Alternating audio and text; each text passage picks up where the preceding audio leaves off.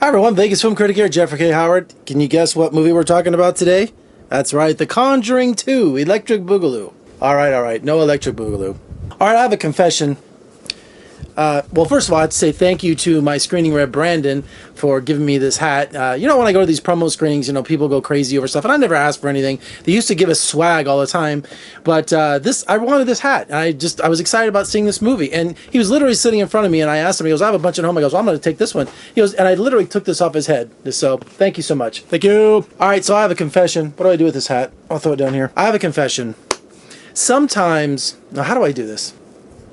I can't see everything. Sometimes movies slip through the cracks. And one of those movies that did was the first Conjuring. And you're like, oh my God, Jeff, it's been on Blu-ray and DVD, and it's been on cable, it's been on this. I just haven't seen it. And I hear really good things about it. In fact, one of the guys that went with me says, oh, it's one of his favorite movies. Another critic that I saw, one of his favorite horror films. Okay, I understand that. I'm sure it's really good. I know it's James Wan. I know he's really a great director. And I'm really excited about seeing the original. But I just haven't had a chance to do it. So you can say that I went into The Conjuring 2 with absolutely no expectation. But I went in totally clean.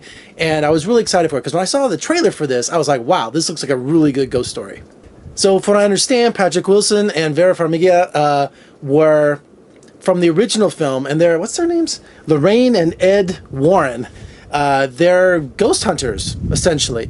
And what I love about this, first of all, it takes place in the 70s, so the first film, I guess, was the early 70s. Now we're in 1977. So I don't know what's going on with movies this summer, with the Nice Guys being in the 70s and now The Conjuring 2. But the setting is phenomenal, because I was a little kid in the 70s, especially 77. I was, 11, 12 years old. So I always look out on the sets and I look at furniture and stuff. I always try to trip up the filmmakers, like, come on, make me think that I'm in 1977. Not only did they make me think I was in 1977, but also it had that 70s feel. Those films back then with the paranormal and the psychic phenomenon, it all had that feel. And they were shooting stuff on Bolexes. They had film cameras. This was before video. They even had a joke about the first video camera, which is this big, and Patrick Wilson's like, it's so light, those giant cameras. So essentially the Warrens travel over to London because they find out this family, this single mother and her 4 kids, are being terrorized by a haunting.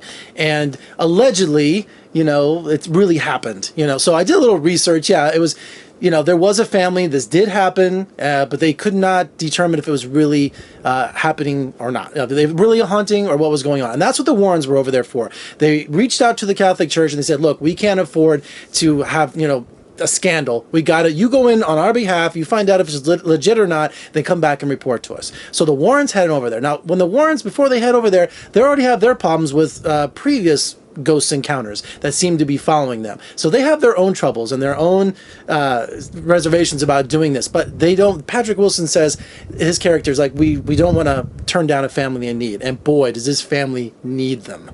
So essentially, without getting all kinds of hate mail and all kinds of posts down below and comments that I'm ruining something and spoilers, I really don't know what to do anymore when it comes to these kind of movies. I'm just going to tell you an overall reaction I had to this movie. And the overall reaction was, this was awesome. I am telling you, this movie was phenomenal. I don't even know where to begin.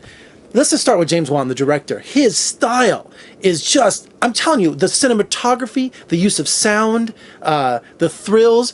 We're going to talk about the look of the film. It is phenomenal. I mean, there were so many things I have not seen in a horror film before. I don't even call it a horror film. It's a ghost story. It's a thriller. But overall, I couldn't believe the way he was using the camera, some of the shots like going through windows. And I mean, just, if you really see a lot of movies and you judge a movie or you critique a movie, you could do it on story, on acting, and especially the aesthetics of a film. So I'm watching this. I'm like, whoa, where are we going with this camera? Now, sometimes directors can get carried away by, crane shots and steady cams and all kinds of things like that. But Wan really compliments what's going on in a scene and building the tension. I was just blown away by how beautiful this film looked. I mean, it was just the mood setter from hell. I guess you could say that. I was so impressed with the layout of this movie. Now let's get to the story. Yes, it's based on true events. Yes, it's based on a real family.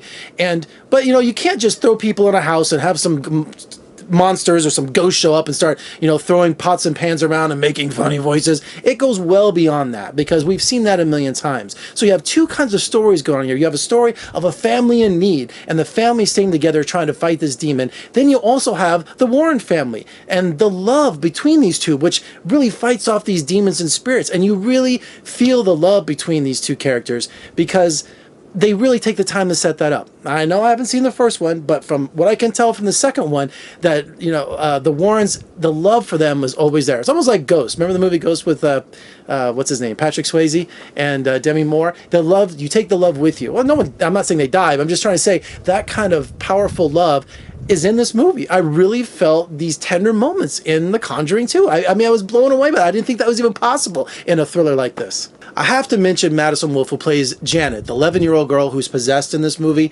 This girl goes through a range of emotions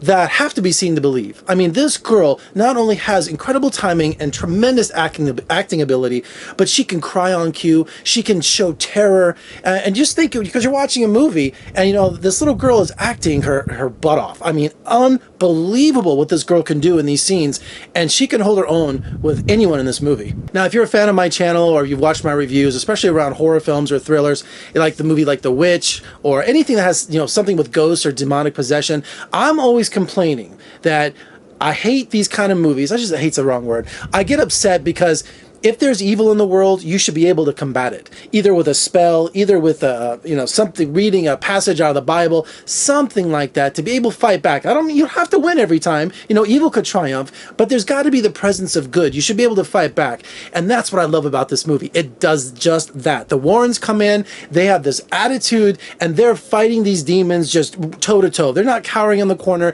They're actually doing it. I'm not saying if it works or not, or how that lays out, but they have some sort of arsenal to fight the evil people in this world and the afterworld.